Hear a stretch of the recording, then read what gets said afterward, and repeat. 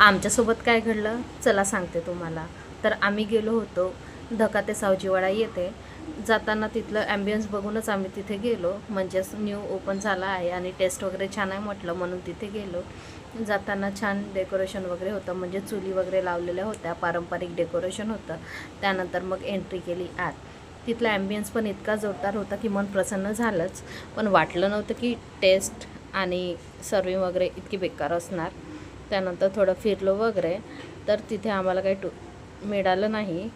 त्यानंतर मग आम्ही बैठक व्यवस्था निवडली. बैठक व्यवस्था वगैरे छान होती, पण हवाधून असल्यामुळे त्यांनी म्हटलं की तुम्हाला ऑर्डर मिळणार नाही. तर मग आम्ही थोडं त्यांच्याशी बोललो. त्यानंतर कसा तरी आमचा ऑर्डर फायनल केला आणि मग त्यांनी आम्हाला ऑर्डर आणून दिला. ऑर्डर आणून द्यायलासुद्धा एवढा वेळ घेतला की खूपच जास्त, आणि टेस्ट पण ॲव्हरेज होती.